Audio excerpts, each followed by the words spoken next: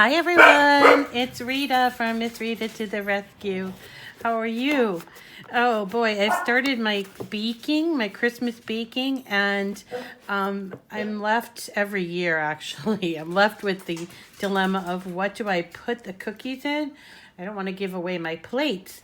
And sometimes they actually do ship the cookies to some of my friends. That's because I've got corgi friends all across the nation, and I have these wonderful corgi, cream cheese corgis. Let's call cream cheese and sugar corgi cookies. So I am always in search of a great little box for shipping and also for giving. And I found this one, and I wanted to show you it. This one here is from SVG Cuts, Mary from SVG Cuts, from an older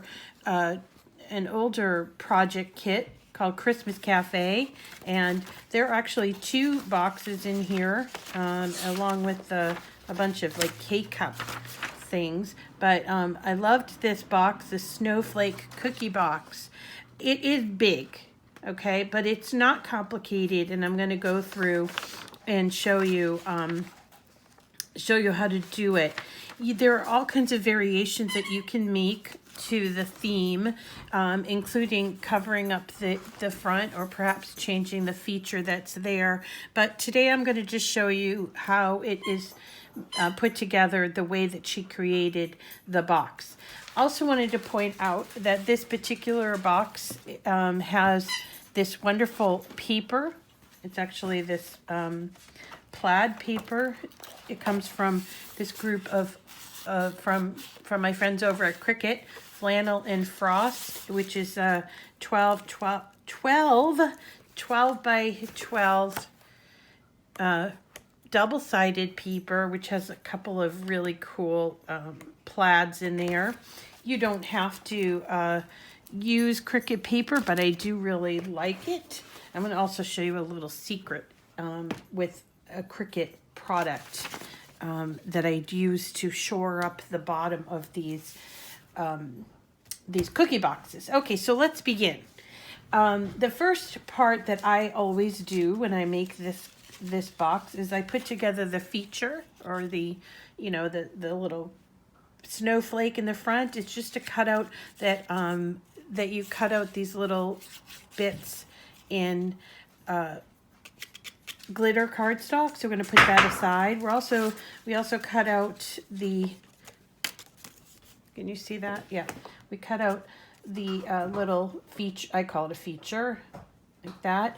Now you can see here, I just want to point out that in this particular example, I cut it out in red, and then I put these little pieces on there, and those pieces are indeed in the kit. But in this case, I just love holly, so I thought that I would just cut out the holly, and I didn't need the feature, those little triangles in there. So just point that out to you.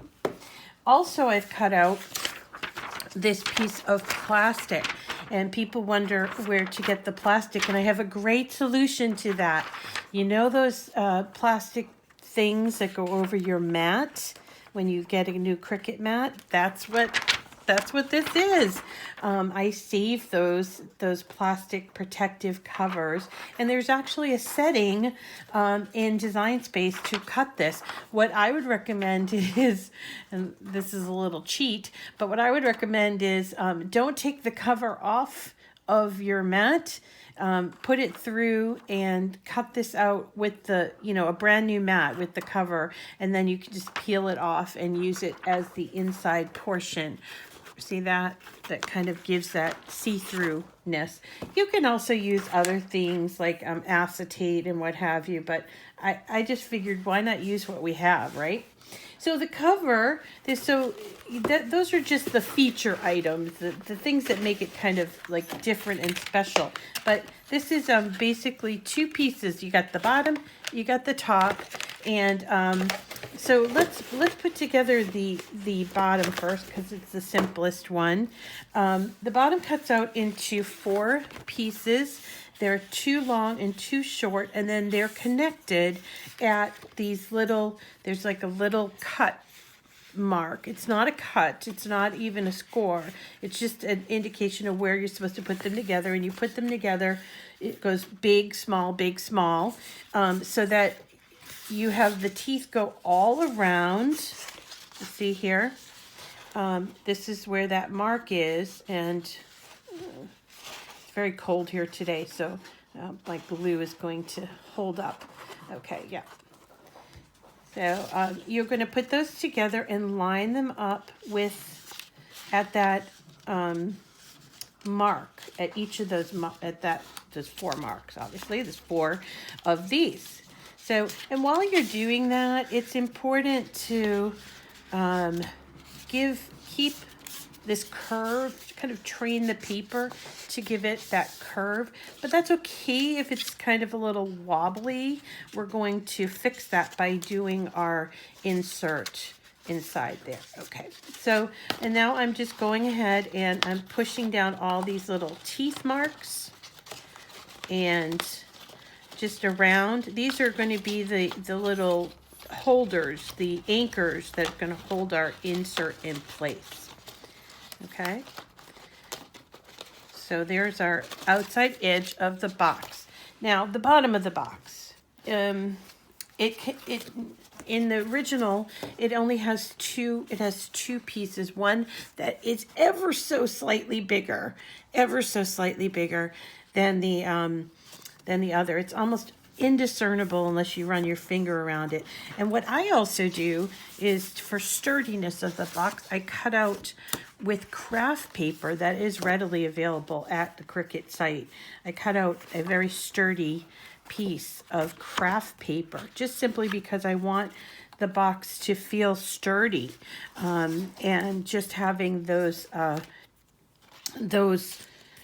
2 pieces of paper is not sturdy enough for me. My cookies are heavy, I guess. So, but because craft paper only comes in like black and white and maybe craft color, you don't want that white, although you might.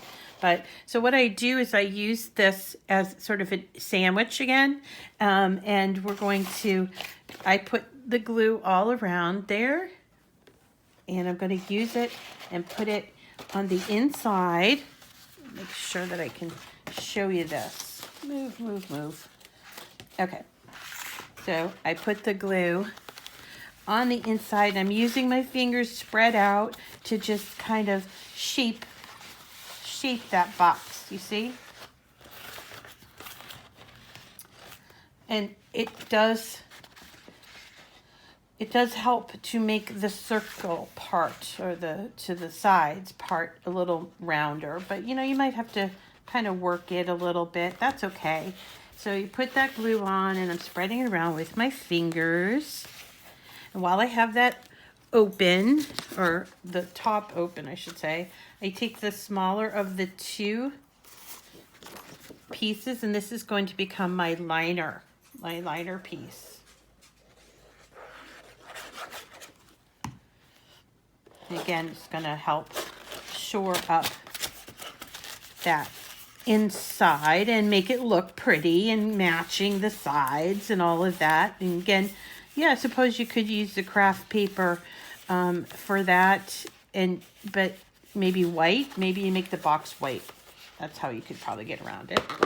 And then you're going to turn it over, and there's some exposed glue, so you might have to put some of those little teeth down that didn't get the glue attached to it. That's fine.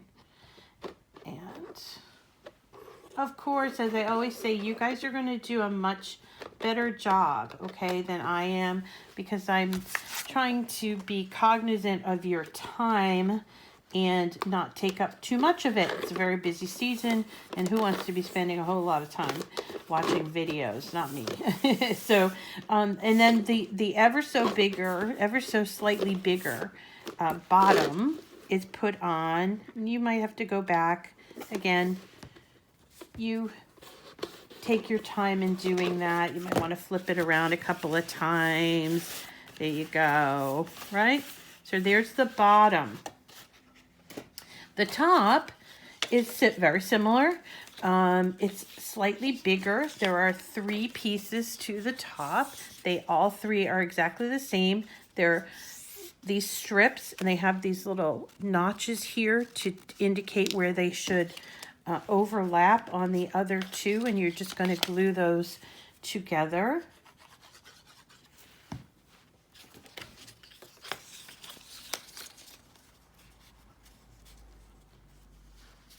There we go. Get a little extra glue. And you are going to want to like kind of train with your fingers. You're going to want to train this to be a little more circular as the glue is drying. It's better to do it when the glue is drying than afterwards. So, and you're going to put these together so that all the teeth are showing, right, all the way around. And put this on here, right? Then you're going to go and fold at the score lines, or at the dashes, really, all the teeth around towards the inside.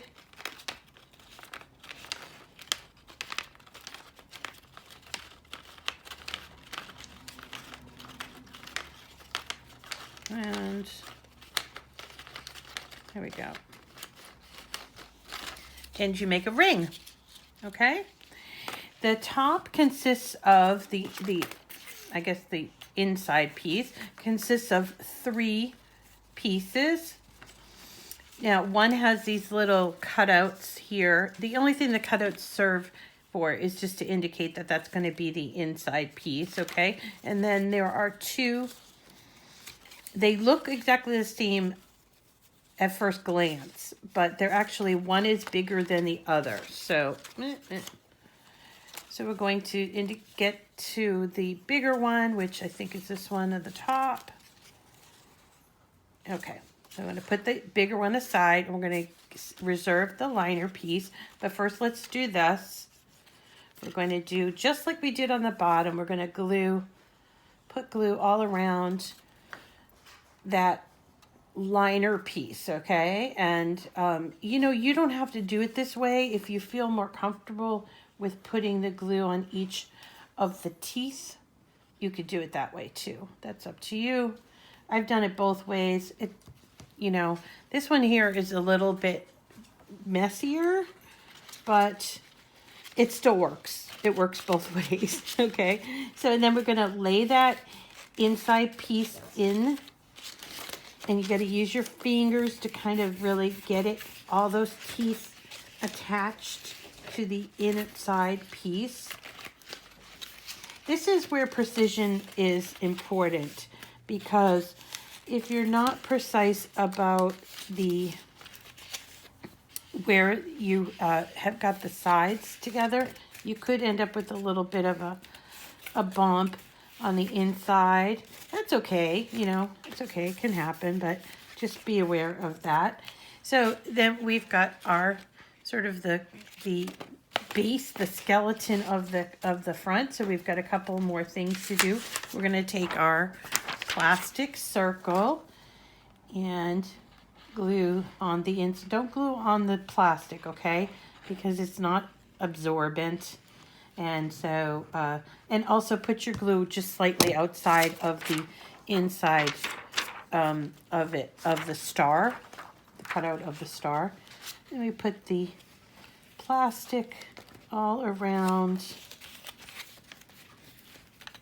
the inside of that box.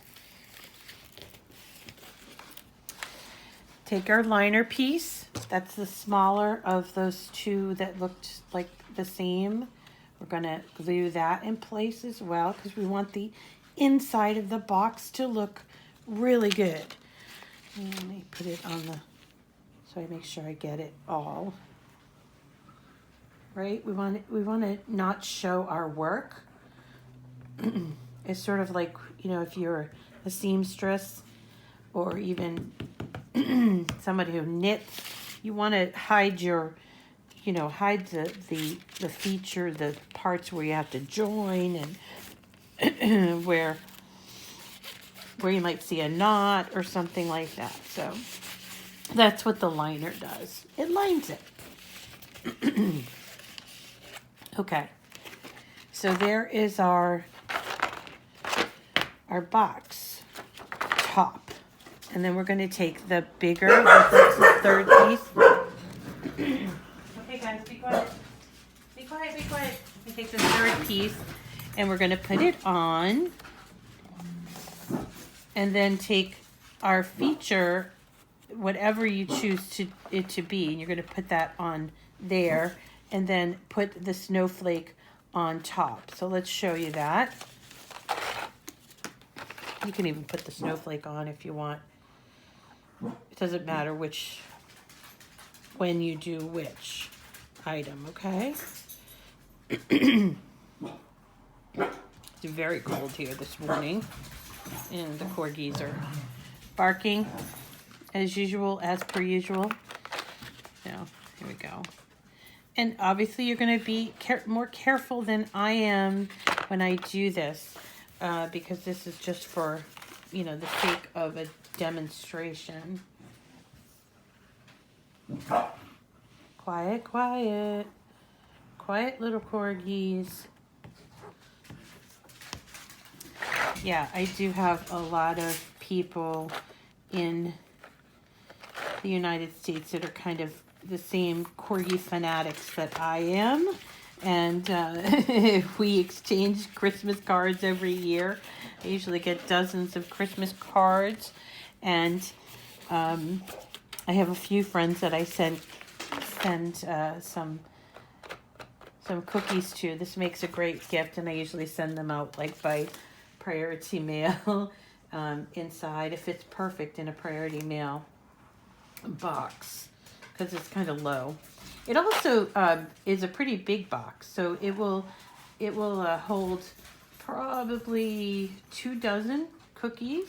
This year I didn't make my traditional gingerbread cookies. This year I made, let's see, chocolate crinkles and cream cheese. Those are the corgi shaped ones. Cream cheese and sugar cookies. And what else did I make? Oh, pecan sandies. Pecan sandies. And those are they melt in your mouth. Great. And then I'm also probably going to make some peanut butter. I usually make the gingerbread, as I mentioned, but this year it's such a chore. I use Martha Stewart's recipe, and it is a big deal. I mean, you have to boil up the molasses and stuff. It's a really big deal, and this year I just feel like I don't have the time to do it, and decided to use that sugar cream cheese, which awesomely tastes like cheesecake. It's like eating a cheesecake cookie. It's really fun. And then, of course, I sprinkle it with the glitter sugar, whatever you call that, you know, sprinkles or whatever. And I hope this is going to work. Yeah. And of course, because I was rushing, I wasn't that precise about making the box. There we go. Okay, so there you go, and that's it. It's very sturdy when you put in that craft board, and it just looks real pretty having that open feature. But again, you don't have to have the open feature. If you have some paper that you really, really like, you can go ahead and fill this in with, you know, by using the contour feature. You can fill it in and not have that snowflake. It's up to you. I like the fact that you can peek through and see what's inside before you open it up. And that is the Snowflake Cookie Box by Mary over at SVG Cuts. Isn't it marvelous? And it's the perfect home for all your fancy, fancy treats. Or if you're not a baker, but you are a crafter, there's no saying that you can't put store-bought treats in there, because it will really dress those up, won't it? So that's it for today. My name is Rita, and this is my channel, Miss Rita to the Rescue.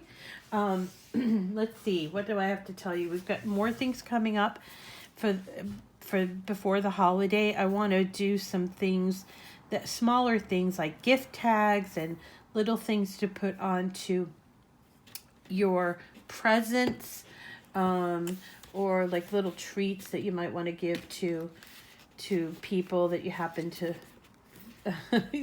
run into, or service people like your mailman, or teachers or whatever. So I'm going to show you those things coming up this week. I'll also remind you that I am giving away my coveted sunflower yellow corgi cutie. Corgi. No, you see I got the C's on the brain. My sunflower yellow Cricut cutie, and that's over on my Facebook page. All you have to do is like and follow my Facebook page. I'm trying to reach a goal of 10,000 followers, and so I'm going to be choosing, all you have to do is like and follow that page, Miss Rita to the Rescue on Facebook, and I'm going to be choosing one winner out of the 10,000 people that have chosen to follow me, so that's fun too. So, and also just going forward, every month we do a giveaway, and so I think that the giveaway is closed for December, but if you are following me on YouTube and Facebook, you can be notified of when we do our monthly giveaway, and the next one will be after the new year, in the year 2020. So thanks so much for joining me today, and I hope you have a wonderful baking season or just you have a wonderful day.